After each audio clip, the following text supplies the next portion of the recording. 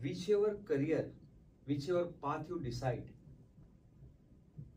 the first two things that comes before your goals or milestones, they are your objectives and motives. I repeat that. Your motive comes first before your objectives and goals, because that is what prompts you or drives you towards that. If you are sailing against the tide, taking uncharted path, personal biases or prejudices or even conspiracies are bound to come on your way, because nobody ever dared to do that before you. So you could be prone to jealousy, you could be prone to conspiracies. People remember Sir Edmund Hillary and Tenzing Norgay first. After that, more than 500 have scaled Mount Everest. You know, the first who goes to the darkest cave is remembered forever. And on his way to that, to a new dawn, what comes in between? I would see it as a process. Well, if you know why you are going there, where you are going there, why nobody else dared to do that and you are daring, then don't expect anybody to support you. Don't expect anybody to praise you. Because human psychology tells, by experiences, only results are respected, not the processes. So in doing so, what happens with you? Bias, prejudice is a process. But when you know why you are heading towards there, why you have decided to be there, the arrows of Lilliputians won't hurt any Gulliver, irrespective of time frame. If Jonathan Swift would be told to rewrite Gulliver's Travels, he would not change even a chapter, because the human behavior, human psyche remains the same irrespective of millenniums. This is what I see, Debashish. You know, you are prone to all these things, and I have faced that time and again. As a journalist, when I was new, and when I started covering out-of-the-box stories, which my seniors to me by 30-40 years, even they couldn't. See, while narrating a personal experience, please don't take me someone as boasting or sounding like a self-pity or kind of. I'll stay away from that. But I'll try to be as objective as possible.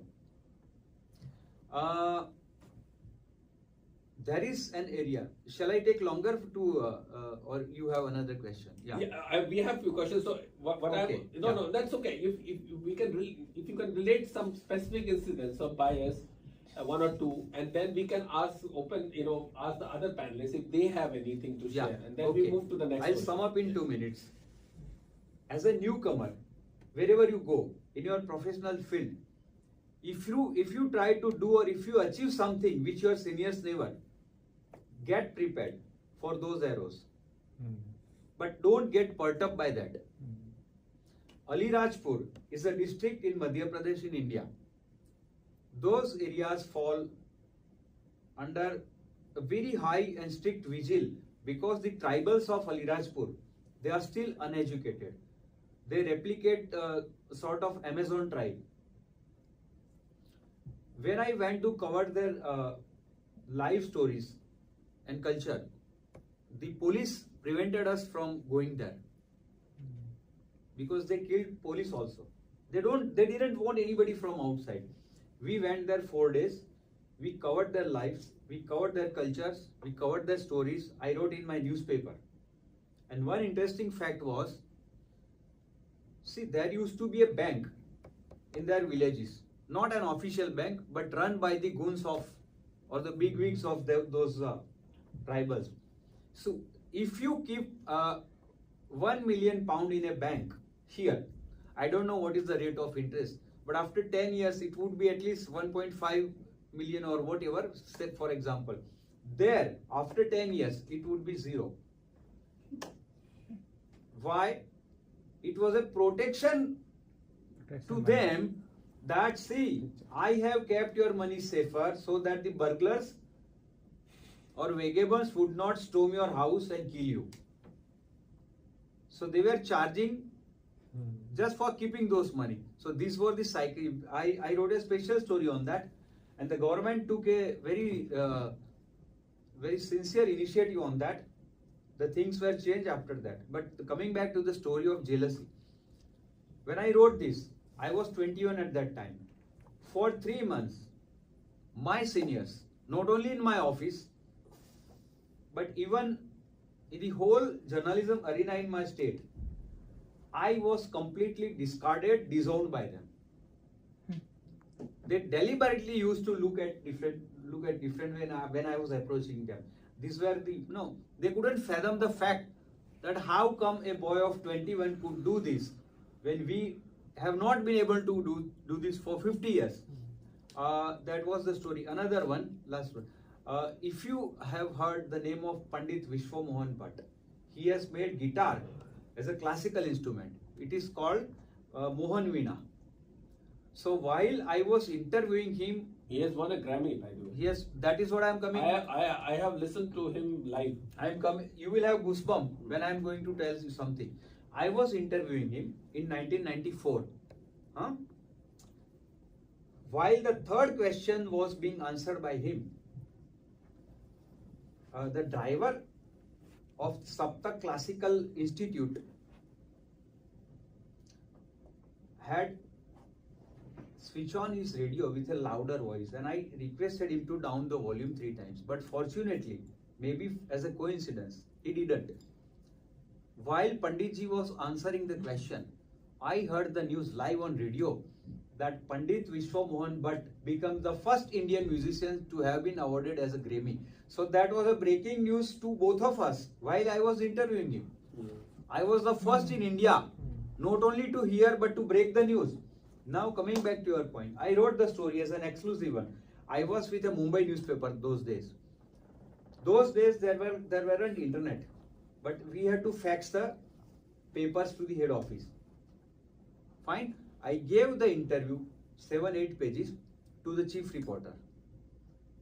Next morning, obviously, you would have been very anxious how they covered. For 6 days, I didn't see that news. I didn't see that interview. I was surprised and shocked. How come they not print it? On the 7th day, when the peon, on a Sunday, I was there, was cleaning the whole office. When he removed the cupboard, he found tiny pieces of 1 centimeter of tore apart paper in bulk. He just gave it me. That was my interview. Somebody, some senior must have done that. But I took it that way. It's not my pity. It's your pity. So, this is going to happen when you try to do something out of the box. But never get disturbed by that. And I haven't. Take it that way, that you give your best. I think we will come to that part a little later. So these two very interesting instances of workplace bias. Now, Mike, I open this quickly. If have some of you have worked, haven't you? So have you faced any kind of such bias? And if you have, can you take a minute and quickly tell what it was? Just what the bias was. We'll not go into can we learn from it. We'll come to that towards the end of it. But what has been that? Have you ever faced any kind of bias in workplace? Yes, Ankita. So I have also faced something similar that you had, because I was very young when I started working. So basically, I have this habit of researching and analyzing things. So I was the youngest employee. So a lot of my seniors, they had issue with it. So they used to bully me. They used to say mean things. So I have can I ask a question? Yes, of course. So I have a question. So during that time, I couldn't do anything. So do you think it's wise to, report them or do something about it, or just ignore it? 2 things. What I have done in my life, there is no gospel. There is no permanent theories or answers or logics to this. It varies and depends upon situations and persons. First, if it is not that damaging or disturbing, and you know your goals, your objectives and your motives, leave aside, put aside such people if you could. But if you think that if you let them, or rather if you let yourself to be taken for granted, you are prone to be taken for granted forever. So, it cuts either way. So, to be very honest, there cannot be a permanent answer to that. It depends upon situations, the people, and your gut feeling, your sixth sense. Whatever it prompts you, you take the decision. I am as honest as this. But yes, at least not by words, but at least by your look, you have to convey it, that you know that. And you have let it go for once at least. If you dare to do it again, you could be the different person. At least convey them. They should know that you know what you did. Let me, can I take one more minute? Yeah. Have you heard about Govind Raghova Khernar, the demolition commissioner of Mumbai Municipal Corporation? One of the most honest officers India has ever seen. Mumbai, amidst all this heavy traffic, still runs on roads because of Khernar. Irrespective of caste, creed, religion, he demolished whichever the religious or any kind of structures that were created virtually on road to extract money. He crushed that. And because of that, he was threatened by the goons. So I took Kharnar's interview on the day the threat was there to blow up his whole building. I went to Mumbai and interviewed him. Fine, that was one of the best interviews in my career, because it was quite possible that the threat was not just to be taken lightly. They could have done that. But if you don't do that at 21, you can't do it 51. So there is a very thin line between bravery and foolishness. If you cross it, you are brave. I completely agree. I think very well said, Dakshish. I think Ankita, to answer your question, I think if I were probably, I would, as he said, there could be some instances where if I could probably avoid it. But there would be a time when probably I would stand up for it. But it also depends upon the context and my situation. Because if I have always, I've faced, I think I have, in my last 25 years in higher education, I have worked a little bit more in the corporate as well. I have seen one thing that cuts across all politics, all these things, is your performance. And your performance is not dependent upon, I have telling you, I think in my early career, very similar to what you had happened to you, it happened to me. I was in my first university job, right? And I was teaching assistant. Teaching assistants in India at those times were like your spare tire in the car. Spare tire, spare tire. You are like a spare tire. You can be fitted anywhere. You can be wherever there is nobody is doing. You will be there. It's not like you are only teaching. You are doing many other things also. But after a lot of struggle, I got to teach one module, and that was rural and small business marketing. I got to teach that, right? And when I was teaching, because it's rural marketing, small business marketing, and I took all my students. I had about this number of students, about 20, 25 students. There was a farmers' fair, which was being organized. Farmers' fair is like where all these agricultural companies, seed companies, pesticide companies, farmers, farm equipments, all these companies come, and it's like an exhibition. It's like, in India it's called Kisan Mela. Kisan Mela means, it's like farmers' fair, right? Okay, yeah. So and all these companies are not small companies. These are all like either very big Indian companies or multinational companies, right? Like Hex and, so many big companies were there. So I took them, I helped them before they went, I helped them to design a survey, right? So they were, and they're at one place you're getting more than 100 companies. And I asked them to do survey. So when they went there, I took them in a public bus. The university did not ever, is that okay? I took permission. They said, okay, you take them on your responsibility.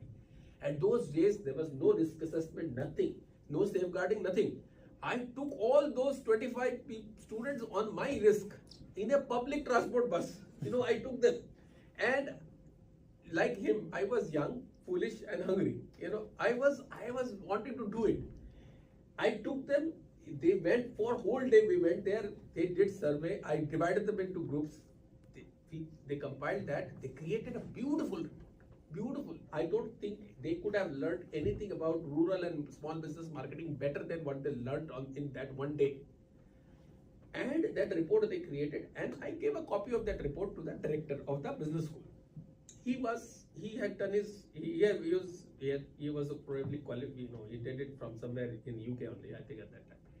He was really happy to see this, and he appreciated me. But then after that, what happened to me was unbelievable. After that, in that particular institution, I never ever got a module to teach. Never. You know why? Because later I got to know what happened. He called a meeting of the regular academic staff of the business school, showed them this report and gave them a earful. He said, see, this boy, he's a teaching assistant. He can do this. Why can't you guys do this? You are here, you're all assistant professor, associate professor, professors, you're not doing this. A teaching assistant, he is doing this. So it made their life difficult. And they made my life difficult by not giving me. So, but that didn't stop me. So I couldn't do anything at that time. But I could do only one thing. That was the first thing. Nobody told me to do this way.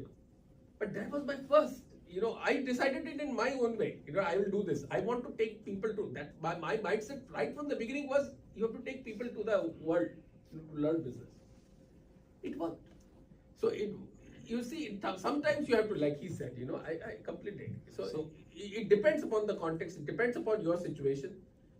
But as he said, sometimes you have to just let them know that you have understood what they have done. Maybe you are not in a position to respond to them, but at least letting them know. I did, sir. It's just that they totally ignored it. Okay, fine. But still they are scared. Within, they will not show you, but within them they will be a little bit scared. Yeah. But once your performance starts showing, they can't stop you. And another thing is, at some point you have, when you have got, because if you have no standing, if you challenge them, nobody will listen to you. Once you have created your reputation and then you challenge them, then people are more willing to listen to you.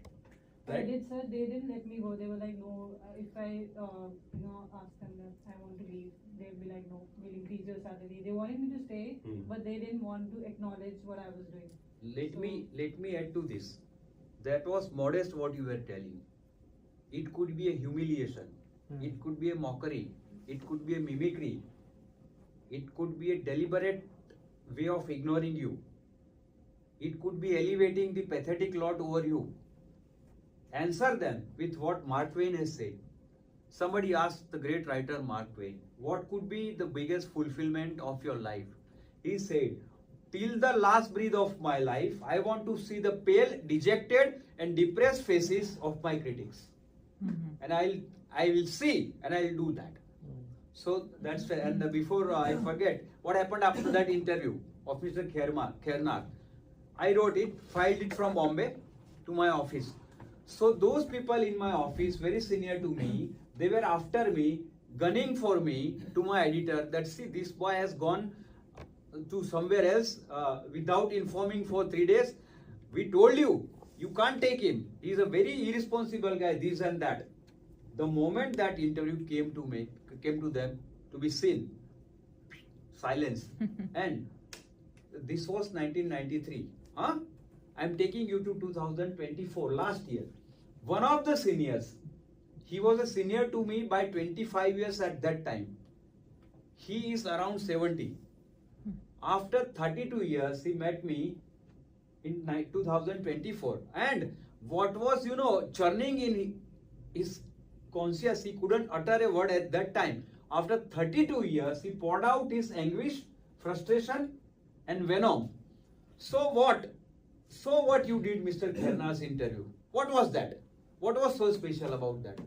I humbly, simply, sarcastically said, so what? I have forgotten it after 32 years. You haven't. That is the achievement. So that way you should answer. And lastly, there should be a Sachin Tendulkar, if you follow cricket, there should be a Sachin Tendulkar living in you to answer every pathetic umpire living in someone else who gave you out LBW in a very wrong and kind of a fashion or manner, unscrupulous, or I don't have the word to describe that, very sinister ways, No, to answer that with a century. No, you see, in that same institution where I say, just building on what he said, they didn't give me a model to teach, but they tried to fix me. I'll tell you how they tried to fix me. There was a student fest which was being organized, right? And they had this one quiz there that two business faculties were working on. It was called Mensa at that time. I don't know why it was called Mensa. I still remember the name. It was so many years back. It would be, I think, maybe 23 years back, this happened. Mensa. That quiz they called me. And I was junior, so I couldn't say no to anybody, okay? And these are senior faculty, senior academic members. They called me and asked me, we need a quiz master. You have to conduct, and it was an intercollegiate, which means other college students were also coming. So they asked me that, if you could, you will have to be the quiz master, which means the person who will actually conduct that quiz on the stage. And it was very difficult work because you have to be constantly for 2-3 hours on the stage. You have to ask those questions, and they had a rapid fire round also, which was even more difficult to do. And I think later I understood they got me to do that not to give me an opportunity, but to fix me, because it was being that quiz would be watched by the chairman, by chairman's son, directors, and there were guests from even board members were there. So which means if I mess up on that day, my job is gone. I will lose my job. For sure I would have lost my job. On the contrary, what happened was that quiz was such a success.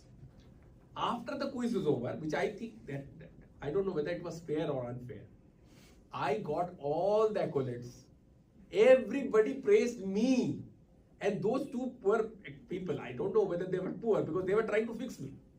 Nobody, like all their, that whatever they tried to do negative. So when you are able to be assertive in terms of what you are doing, and you are very confident with your performance can, I always feel that your performance can cut through all these, like nobody can stop you. Really, nobody can stop you. Temporarily, maybe yes, but long run, no.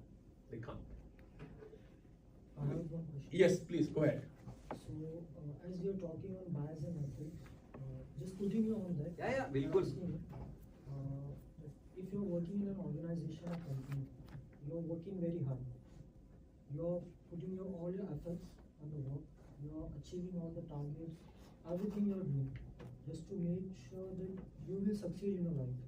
But all of a sudden, what happens? You're not getting recognized or being valued, we can say, and the seniors, the management is not looking after you. So in that situation, what you do? Unfortunately, as you asked, the scenario has changed. Today, answering you also, being mediocre is not the problem or issue. Being excellent, going for the excellence is the issue. To be disowned, because you break the norms, you break the hierarchy, you do away with the hegemony, which was set as the highest standards. So it's like sailing 7 seas on a solo trip in a small boat. So it is the path, it is the route that you have taken. Don't complain the 50-feet waves. It's our own choice. And I tell you, taking small steps, taking small dreams, taking small goals, objectives, they don't face any problems. In every century, there are a few lot of people are remembered after 1,000 years. If you want to be one of them, get prepared for everything. And Devda, with affection, we have started terming your professor as Devda, Debashish Sengupta. This quote would answer every question. I am a great fan of this quote by none other than Bertrand Russell. The strongest man on earth, the strongest man on earth is he who stands alone.